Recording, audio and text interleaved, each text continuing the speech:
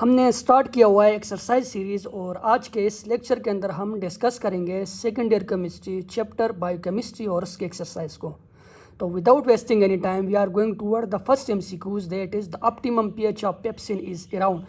अब पेप्सिन एक एंजाइम होता है और it is found in stomach, और स्टोमिक के अंदर हमें पता है कि HCl प्रेजेंट होगा।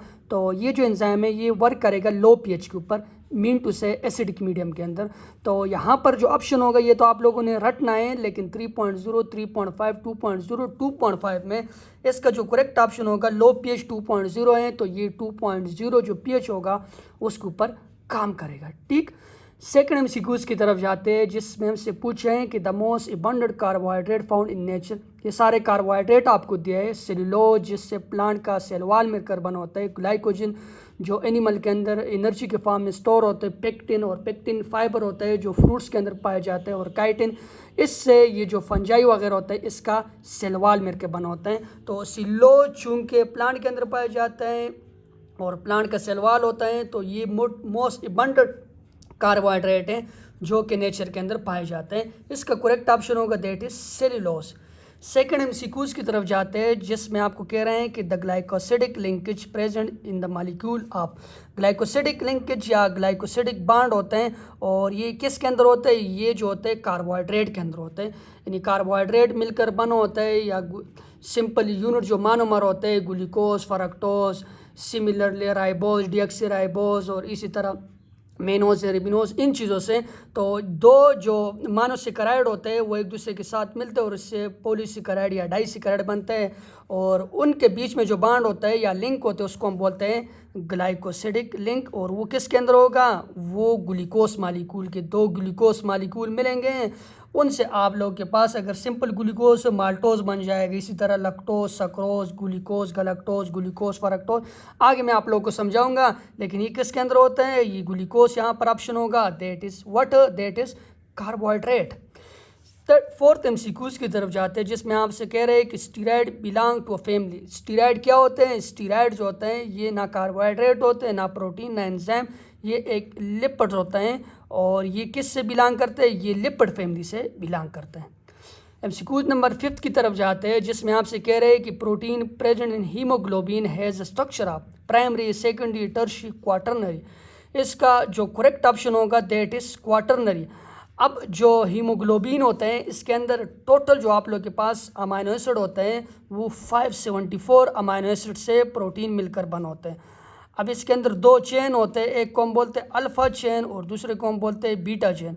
और अल्फ़ा चेन के अंदर फिर फर्दर दो होते हैं हमारे पास चेन होते हैं, और एक जो अल्फ़ा चेन होते हैं उसके अंदर 141 अमाइनो एसिड होते हैं। और 141 को अगर आप लोग टोटल 2 होते हैं 2 के साथ मल्टीप्लाई करोगे तो answer will be what?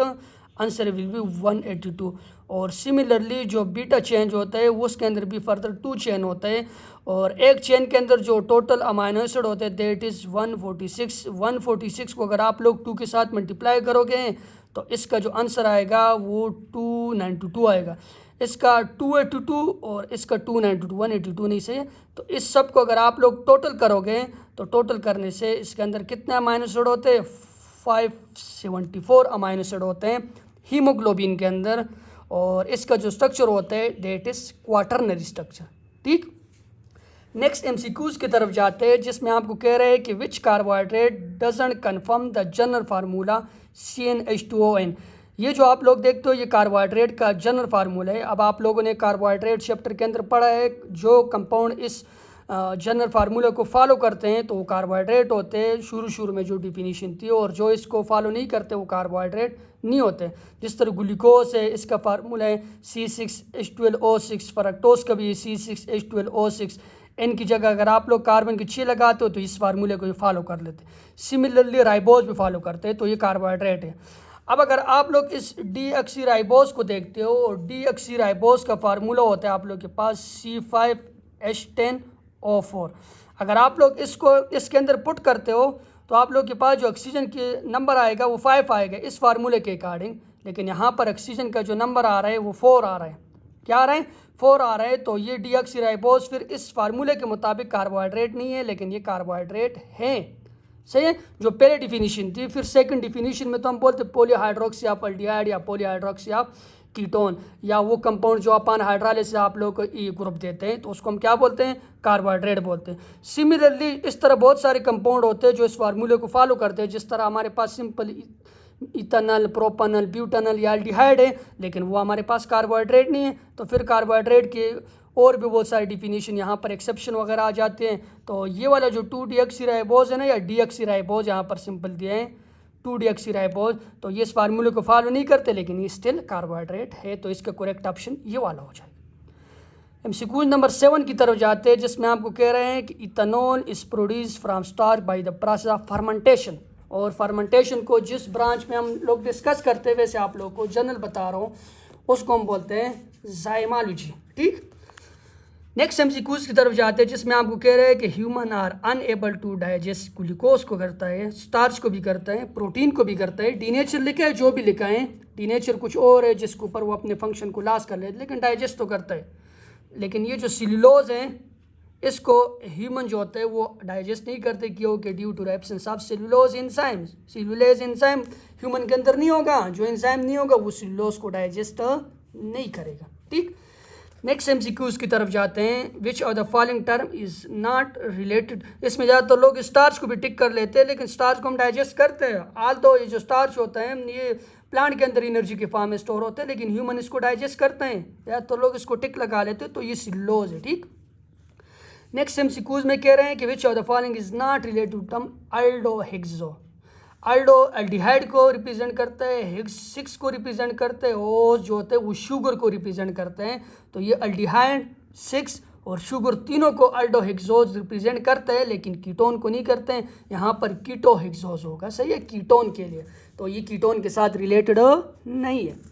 Next MCQs की तरफ जाते हैं, जिसमें आपको कह रहे हैं कि slow healing of wound is due to deficiency of zinc.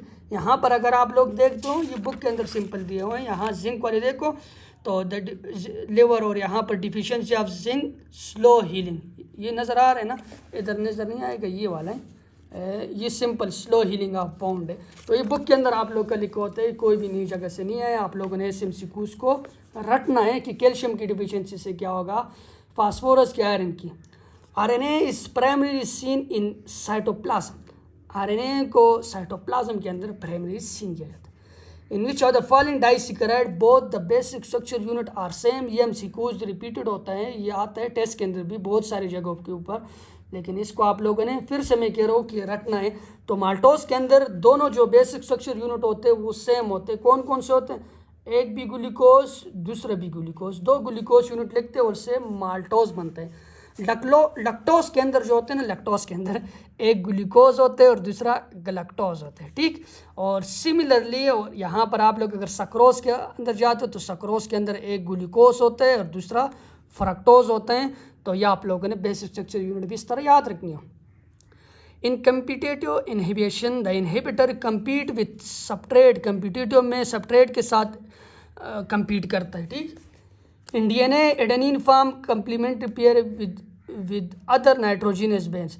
In DNA adenine form adenine के अंदर अगर आप लोग DNA में देखते हो तो DNA adenine form complementary pair with nitrogenous base. देखो 4 नाइट्रोजन, एडेनिन, गुआनिन, साइटोसिन और साथ में हमारे पास थायमीन। RNA के अंदर अगर आप लोग देखते हो थायमीन की जगह पर क्या होता है, यूरासेल होते हैं। सही, तो DNA के अंदर अगर आप लोग देखते हो वो जो होता है वो किसके साथ पेयर बनाते हैं, वो यहाँ पर थायमीन के साथ बनाते हैं। और अगर RNA होगा, RNA में एडेनिन किसके साथ बनाएगा, एडेनिन यूरासेल के साथ बनाएगा। ठीक, इन चीज़ों को आप लोगों ने याद रखना है। और साइटोसिन गुआनिन के साथ एक डबल बॉन्ड बनाते हो, दूसरा ट्रिपल बॉन्ड बनाता है।